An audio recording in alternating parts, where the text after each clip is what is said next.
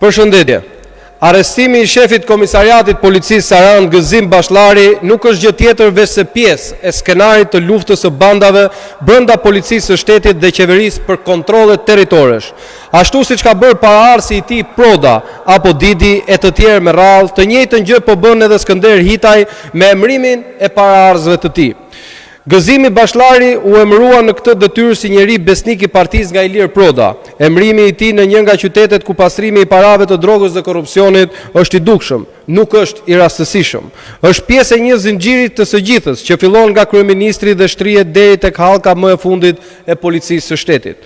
Aktivizimi I tij gjatë proceseve zgjedhore në favor të qeverisë dhe në dëm të opozitës është shërbimi I parë I madh për partinë. Bashllari ka qenë gjithashtu një nga personat e përdorur nga Edi Rama në mënyrë direkte në operacionin e rrëmbimit politik të presidentit Ilir Meta, operacion për të cilin më pas u shpërblye me promovim dhe mbështetje të plot politike.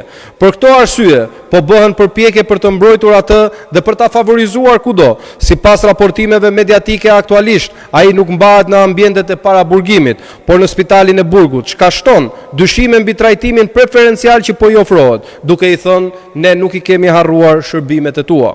Gëzim Bashllari dhe zinxhiri komandues nuk u arrestuan sepse shkelën ligjin për lejimin e disa kateve pa leje. Ata u arrestuan sepse në krye të komisariateve po ndodh rokada për të sjellë njerëzit e Lubi Ballukut dhe Oltion Bistrit. Është luftë për territore e fitim siç po ndodh edhe tek lojrat e fatit apo bastet. Partia Demokratike dënon me forcë kriminalizimin e policisë shtetit I cili ka filluar që në epokën e Tahirit dhe vazhdon me ritme të njëjta ose më të shumta edhe sot e kësaj dite. Spektakël bajat të luftës brenda klaneve të policisë shtetit që dirigjohen nga kryeministri nuk bindin askënd.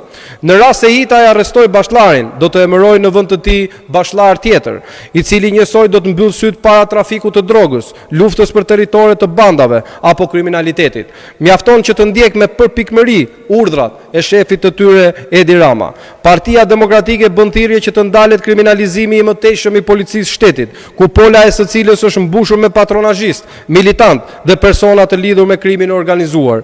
Kjo strukturë sot e kësaj dite gëlon nga bistrët, prodat dhe bashkëllarët e të tjerë me radhë. Lufta kundër krimit bëhet nga punonjës me integritet dhe moral të lartë, të cilët Shqipërisë fatmirësisht nuk I mungojnë, por fatkeqësisht ata janë në thundrën e krimit organizuar dhe militantëve të pushtetit. Faleminderit.